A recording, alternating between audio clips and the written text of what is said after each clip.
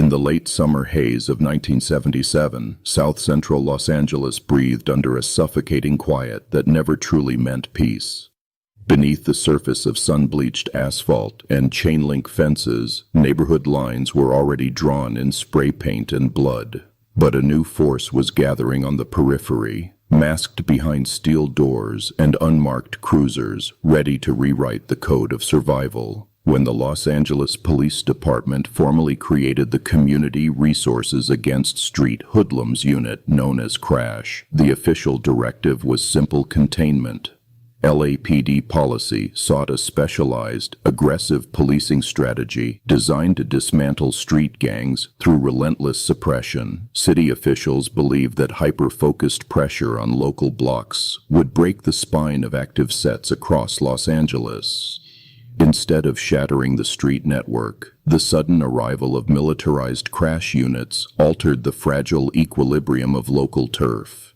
In neighborhoods across South LA and the San Fernando Valley, smaller crews found themselves crushed under daily sweeps, while larger, more organized sets adapted to the siege. Pressure did not eliminate the power vacuum. It concentrated authority into the hands of those resilient enough to withstand the pressure. Analyzing the tactical patterns of the late 1970s reveals a recurring anomaly in how law enforcement targeted specific blocks. By focusing heavy sweeps on particular corners while leaving adjacent territories relatively untouched, crash units created artificial advantages. Rival organizations capitalized on these blind spots, expanding their reach into displaced territories and triggering fresh street conflicts over control of trade and territory. The philosophy driving this policing strategy rested on the assumption that total control could restore order to an economically neglected metropolis.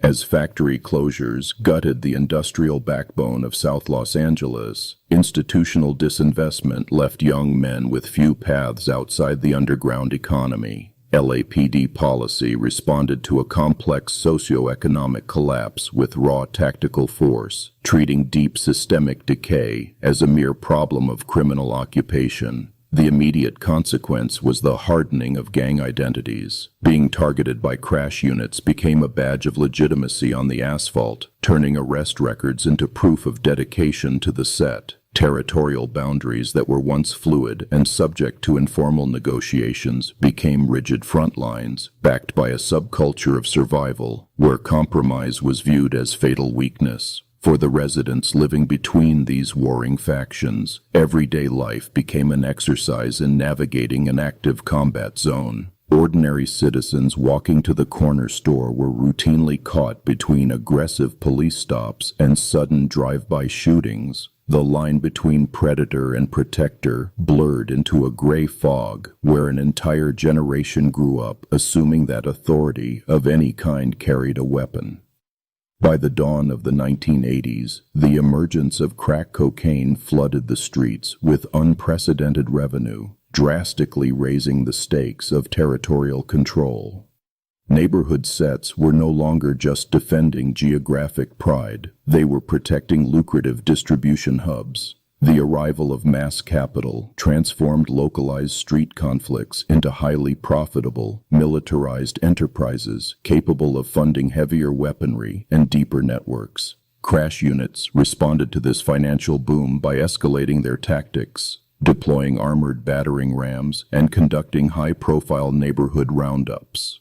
Yet this aggressive pressure only accelerated the evolution of street organizations. Smaller, unorganized gangs were quickly absorbed or eliminated, leaving behind highly disciplined, battle-tested syndicates that operated with increasing sophistication under the constant glare of law enforcement.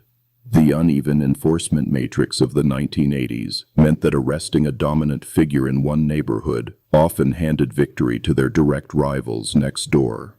When crash sweeps cleared out established leadership in one sector, neighboring sets rushed into the political vacuum. The resulting land grabs destabilized long-standing truces, setting off chain reaction wars that spilled across council districts and geographic boundaries. Inside the crash units themselves, an insular rogue culture began to take root, insulated by official praise and broad tactical discretion. Officers operated with minimal external oversight, adopting a street gang mentality of their own, where the end always justified the means. To control the streets, many officers adopted the very ethos of total dominance that they were dispatched to eradicate. The wave of mass arrests propelled thousands of young men into the state prison system, inadvertently creating an intricate highway of power between concrete cells and city blocks. Incarcerated leaders maintained command over their home turf, coordinating street strategy through visiting rooms and smuggled letters. Rather than dismantling power, mass incarceration linked localized sets into regional alliances that spanned the entire state of California. In the shadow history of Los Angeles, force rarely produces the results calculated in administrative corridors. Every tactical raid and dynamic entry produced unforeseen ripples that bounced back onto the pavement. The city had built a perpetual motion machine of conflict, where every effort to crush the street only reinforced the structural necessity of the street itself.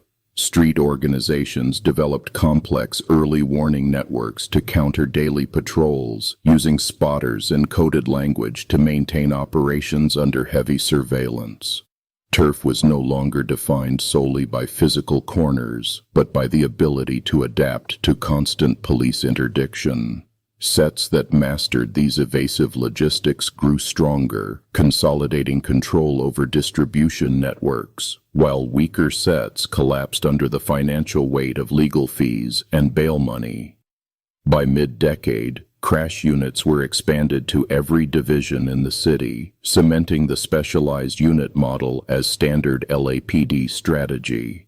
City leaders celebrated high arrest numbers and public confiscations as evidence of victory. Yet behind the statistics, the raw number of active sets and overall homicides continued to climb, revealing a stark disconnect between administrative metrics and street reality. The loss of veteran street leaders to long prison sentences stripped many neighborhoods of their historical stabilizing voices. Younger, more impulsive members stepped into leadership roles without the restraint or unwritten rules that had previously governed interset relations. The loss of old-school protocol unleashed an era of volatile, unpredictable violence where minor personal disputes escalated instantly into full-scale turf wars.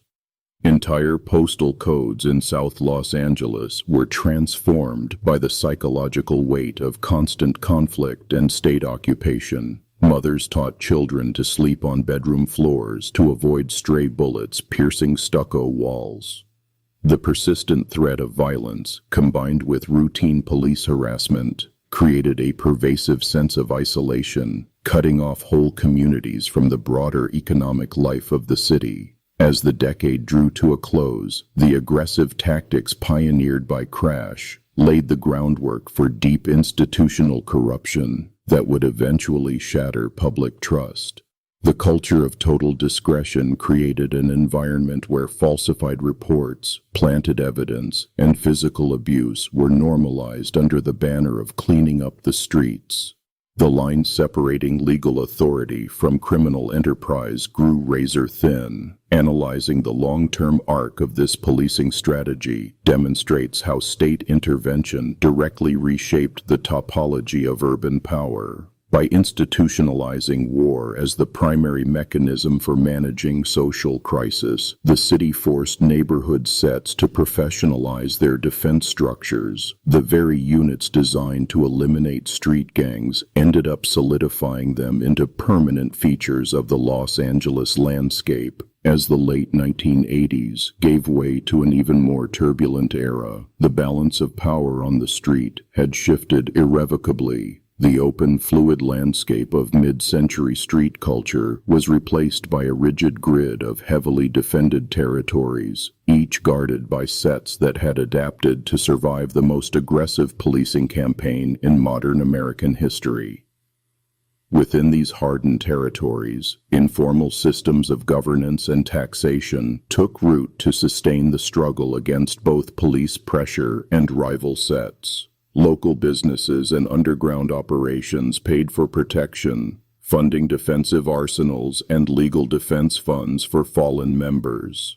The set functioned not merely as a street organization, but as a shadow state offering a cold form of security where public institutions had long surrendered. The human toll of this endless friction was counted in empty chairs at family dinner tables and candlelight vigils on grease-stained curbs. Generations of young men were funneled directly from local high schools into high-security facilities, leaving behind fatherless homes and grieving neighborhoods. The physical landscape of the city was permanently altered, marked by reinforced iron bars on storefronts and memorial murals painted on brick walls. The story of crash units in 1980s Los Angeles remains an enduring case study in how coercive authority can backfire when deployed without structural understanding. When police strategy treats an entire community as enemy territory, it strips away the nuance required to foster genuine safety. The lessons of that era continue to resonate across urban policy, warning of the dangerous feedback loop created when force becomes the sole language of governance. In the end, neither the aggressive sweeps of specialized units nor the relentless defense of street sets achieved absolute victory. Instead, they locked each other into a symbiotic struggle that defined the modern urban experience. Each raid justified further gang defense, and each street conflict justified further police expansion, driving a relentless engine of escalation that consumed thousands of lives. To understand the power dynamics of modern Los Angeles, one must look past the official press releases and examine the structural footprint left on the pavement. Power on these streets was never simply born in the alleys. It was sculpted by the very hands that attempted to crush it. The balance of power was shifted not by chance, but through the predictable mechanics of pressure, response, and survival in the land of no pity. The silence that eventually settled over those contested blocks was not the quiet of peace, but the heavy calm of a city altered forever by its own history. The boundaries drawn during the crash era remain etched deep into the memory and geography of Los Angeles, a silent monument to an era when tactical policy met street survival and neither side offered mercy. Get Land of No Pity at lahoodpolitics.com.